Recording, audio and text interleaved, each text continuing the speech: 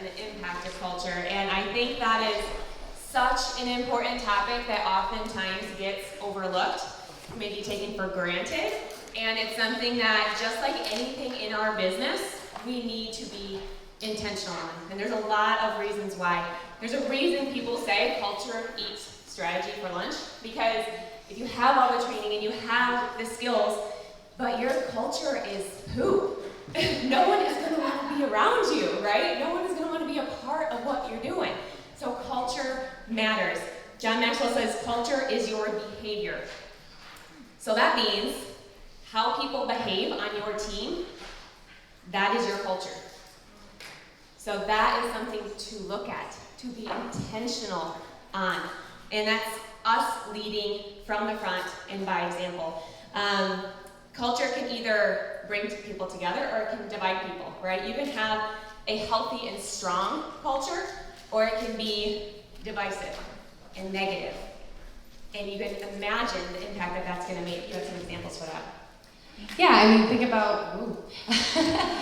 about the different cultures that you've been a part of over your life. Think about past jobs that you've had. Even go back as far as like your classrooms that you were a part of as a kid. I was a teacher. I was an elementary PE teacher for 18 years. And so I think about, even as I was going through my notes this morning, I was thinking about the classrooms that I had and how different classrooms were, and even how specific students in my classrooms changed the culture of a classroom just like that. And you could probably think of being in those classrooms yourself as a kid, sometimes even having the leader, the teacher, a different kind of teacher who led differently, and that sets the culture of a classroom. Sports teams that you've been a part of, clubs, class, just whatever. I think classrooms a lot because that's my mentality as being a teacher, but that all plays a role, and it kind of starts to set up as a young child who you think you are. You know, if your leaders as in your parents and your family and all of that, it starts to set your inside vision of who you are and the culture. That starts very young.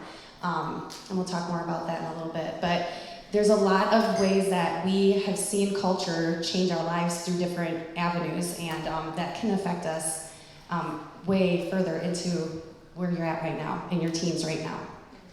So when you walk into that room, how is that going to make you feel? You can feel the impact of a culture. You guys can feel when you walk in this room. You can feel when you walk in to the classroom, or to maybe a church, or maybe your community, or maybe a family gathering. And maybe sometimes that's not a good feeling. Maybe there's drama or tension or something that happened in the past or whatever it is. You can feel that, and you can anticipate that before you come, right? And that's going to make an impact if you want to come, how you come, what you do when you get there. So all of this plays a role in the culture and what we create and what we do.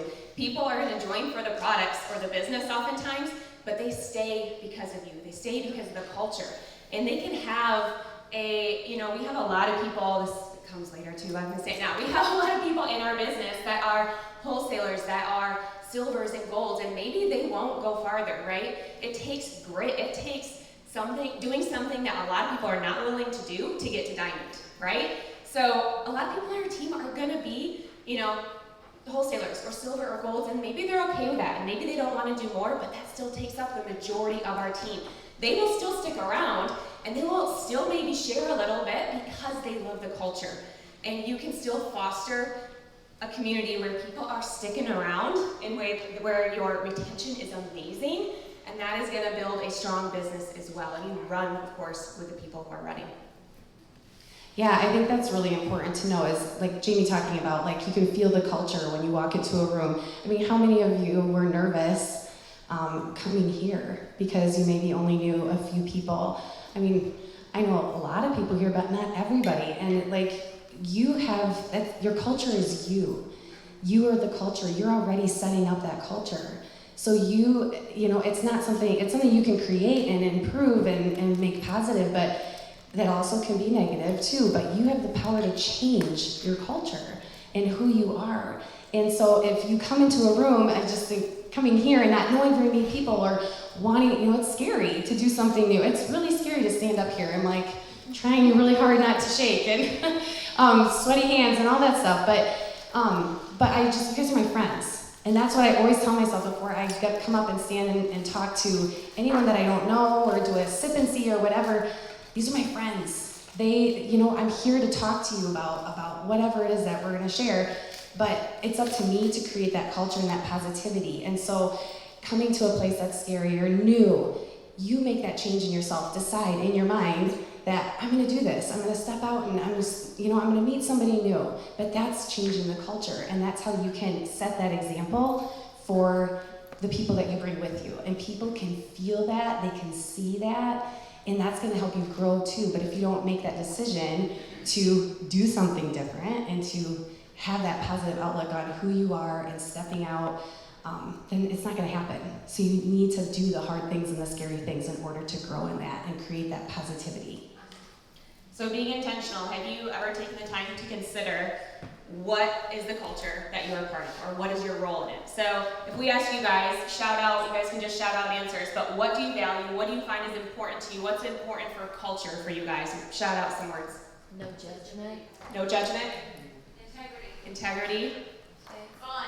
Faith. Fun. Positivity. Positivity. Consistency. Encouragement. Encouragement. Intentionality. Intentionality. Courage. Courage. Growth. Growth. Truthful. Truthful. Authenticity. Grit. Authenticity. Love it. Good. All that is super important. That's all positive. That's stuff where we grow, right? So think about what you want. Write those words down and reflect on that later. What do you want in your culture, and what is your role in that? What are you going to be doing about that? And that's what we're going to talk throughout this training right now too, and go more in depth with. So the question isn't, do we have culture on your team? But what do you have? But do you have the culture you want? So not do you have culture? We all have culture, whether it's good, bad, whatever. There is a culture on your team. But is it what you want it to be? Culture is like the direct reflection of you and your leaders. Okay, so that's what it is. And like she said, there's culture already there, but we can change it, improve it. It can either go up or it can go down. Again, we're going to talk more about that. But talking about going up, that's what takes the intentionality. You need to be intentional. You need to do specific things in order to grow. It's always the good things that are worthwhile. The things that are worthwhile are always going to be tough. It's going to be an uphill battle, and it's going to take intention, and it's going to take work. But those are the worthwhile things, and those are the things that are going to make you grow. Okay? So really important, that word intention. I guess I never thought of it before. I never thought about, am I being intentional about my relationships? I'm kind of I always say I'm the rainbow of personality. I'm a yellow, if you've read the book, but I'm a yellow, but I identify with all the other colors, and just making sure that you know how to do that, and just not, and the Enneagram and all those things are wonderful tools, but know too that you need to be able to identify with lots of different people, and that it's great to know who you are and to be confident in who you are, but it's so important for you to know that not everybody is like you, and that you need to bring those people along with you. And it's okay to be different, and it's okay to try something new and to learn to get to know people. But you have to be intentional about it. And you do have to work at it, but it's worth it. It's very worth it. Okay, so I guess, I'm going to share my story a little bit about who I am. I said I was a PE teacher, 18 years. At the time I started Plexus, it was 16 years that I was teaching PE. Elementary school kids, you guys, and I was by myself. So I was an island of one in a gym with little kids. Preschool, it ranged from preschool to 6th grade in those 16, 18 years.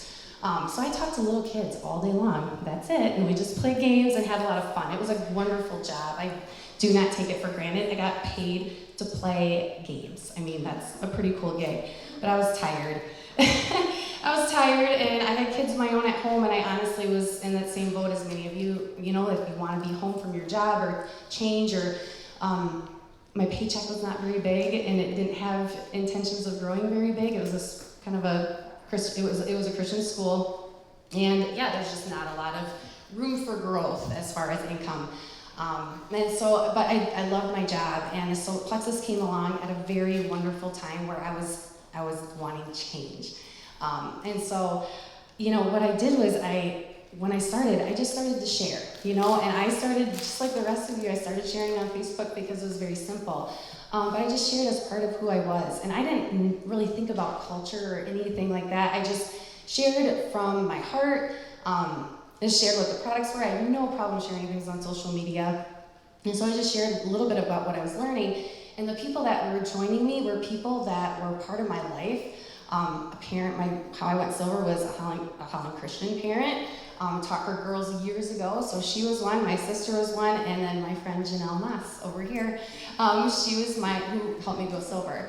And then I just kept sharing and kept growing, and you know, friends from church, and sometimes people from church that you don't know very well, like Sarah Halverda, who's here. We were not really very good friends, but we knew each other from church.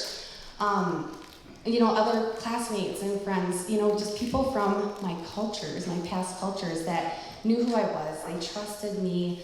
I mean, I wasn't jumping from thing to thing, and I guess I just had set that culture up years in the past, and just brought these people along with me. Now, I didn't join people for the business. I didn't. But what I did was I created culture with my team. We gathered. Like, we got together in my gym. Most days I used my gym, my classroom, for team meetings. We got together, and you know, I just started to have people join together, and we talked about products, and naturally talked about testimonies, and we got together and talked and spent time together. And that's where you start creating your culture, is just joining people. People want to be a part of something. And that's just what we did. And I guess that's the yellow in me, wanting to and the blue maybe, wanting to gather people together. But then because they ended up loving the products, then they ended up starting the business. They couldn't help but share, because it changed their lives, and they knew that they could do what I did, because we kept it simple, we kept it fun. It was just a lot of just joining together and gathering and sharing the vision. And as we grew together. And we didn't make it hard. We just made it part of just who we were. So. And obviously you're gonna reach out to people about the business and find those people, but if you're someone who feels like, well, I don't have anyone that's really all in or linking arms with me right now, there are ways to build your culture with your people and to pass that vision on, right? That belief, that big, huge vision and belief that you have. So a lot of diamonds out there have joined for the products, right? We did a poll at Texas. Yes. And what was it? Oh, there's probably like 5 or 6 in a room of 150 diamonds That joined for the business. And I could say here too, who joined for the business?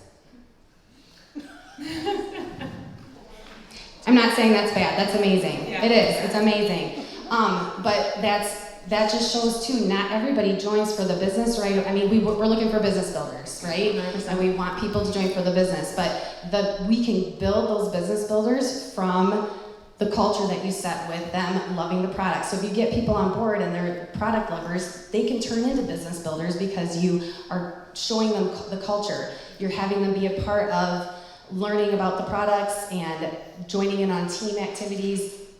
That type of thing. So like for me, I had a lot of wholesalers on my team.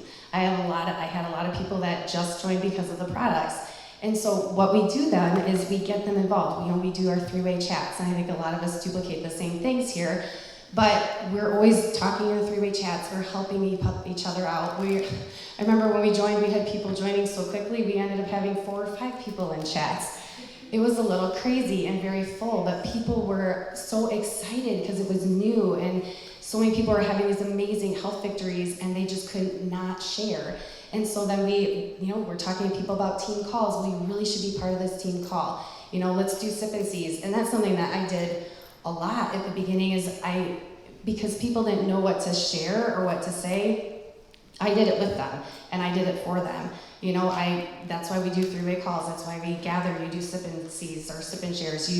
I met in a lot of coffee shops. Like while the coffee shops were open, we would like take over a corner. It doesn't have to be fancy or new, or you don't have to rent out a space. You know, you can just gather people. But that's what we did. We gathered people, getting people involved in team calls, the book clubs. Inviting them to things, you know, and I feel like we have so many opportunities on our teams. We have pages that are dedicated to our potentials, to leading things. Keep inviting them. You guys all know, like, most of their stories here are people that kept getting invited to stuff. I always think about, like, Brittany and Christina, they always talk about that. Like, Christina, how long was it before you started to share? A whole year. She was a product user for a year and said no to the business for a year, but Brittany kept asking, and saying that, she just kept inviting her. For my people, they just started seeing, I think, what it was doing. They were sharing people, and they just kept telling people. I helped a lot of my leaders join their people. I would get phone calls or texts from my friends, my product users, and they'd say, I've got this friend, but I don't know what to tell them. Can you talk to them? And so I did. I'd get on the phone, I'd call them, and then I'd help them sign up, and then we would start. There's a couple of my leaders that I actually started their three-way chat and just stuck them in it. And then they just naturally ended up stepping up and started to do them themselves. And that's just part of, I think it's just bringing people into the fold and showing them that they can do this. And I know at one point, one of my leaders said, if Chris can do this, I can do this. And because I really am nothing special at all. And so, and it's so true. It is so true. If I can do this, you guys can do this. I'm just a small town Iowa girl that's moved to Michigan and then to South Dakota. And I taught little kids all day long, you guys. If I can do this, you can do this. But you have to bring people in, and you have to treat them like family. I think that's the biggest thing, too. Treat people like family. They are valuable, and you have something to add. Even if you don't think you know everything yet, you don't have to. None of us knew what we were talking about when we first started this, but we bring people in as a family, and we want to change lives, whether it's for the products or the business. We know we have both here. So you need to just speak like you know it, because you do.